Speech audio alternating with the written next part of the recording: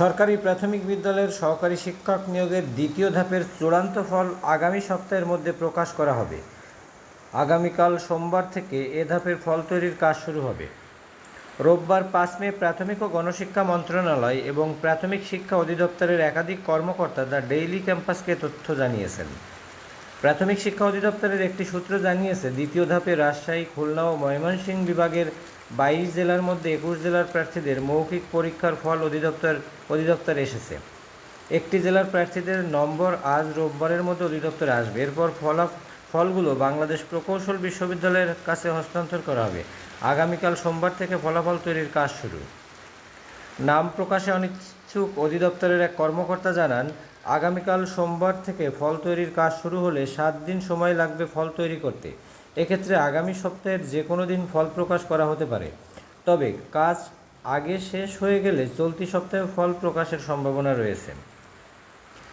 এ বিষয়ে জানতে চাইলে প্রাথমিক ও গণশিক্ষা মন্ত্রণালয়ের সচিব ফরিদ আহমদ দ্য ডেইলি ক্যাম্পাসকে বলেন, দ্বিতীয় ধাপের চূড়ান্ত ফল প্রকাশের কোনো তারিখ এখনও নির্ধারিত হয়নি। তবে আগামী সপ্তাহের মধ্যে দ্বিতীয় ধাপের চূড়ান্ত ফল প্রকাশ করা হবে। এর আগে গত 2 ফেব্রুয়ারি 3 বিভাগের 22 জেলার পরীক্ষা অনুষ্ঠিত হয়। মোট পরীক্ষার্থী ছিলেন 4,39,443 জন।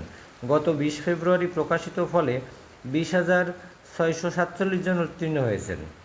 2023 সালের 18 ফেব্রুয়ারি রংপুর, সিলেট এবং বরিশাল বিভাগের ক্লাস্টারের বিজ্ঞপ্তি প্রকাশ করে অধিদপ্তর। এরপর 22 মার্চ রাজশাহী, খুলনা ও ময়মনসিংহ বিভাগের বিজ্ঞপ্তি প্রকাশ করা হয়। এরপর 17 জুন ঢাকা ও চট্টগ্রাম বিভাগে নিয়োগের জন্য বিজ্ঞপ্তি প্রকাশ করা হয়। প্রথম ধাপে 3,60,700, দ্বিতীয় ধাপে 4,59,438 এবং তৃতীয় ধাপে 3,40,000 প্রার্থী আবেদন করেন। বর্তমানে প্রায় 8,000-এর বেশি পদ শূন্য রয়েছে।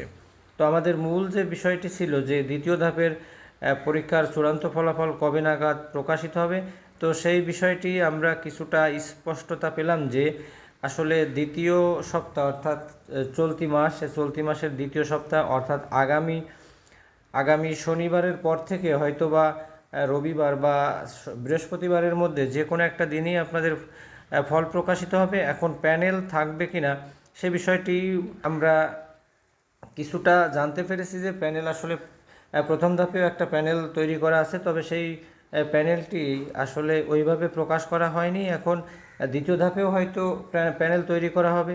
তো এমন হতে পারে যে প্রাথমিক অধিদপ্তরের সব নিয়োগ কার্যক্রমটা শেষ করার পরে যারা যোগদান করবে না বা অন্যত্র চাকরিতে চলে যাবে 1 বছরের মধ্যে, তো সেই প্যানেল থেকে ডাকতে পারে। তো এই পর্যন্তই ছিল সংবাদটি। ভালো লাগলে অবশ্যই একটি লাইক দিবেন, আরও কিছু জানার থাকলে কমেন্ট করবেন। ধন্যবাদ।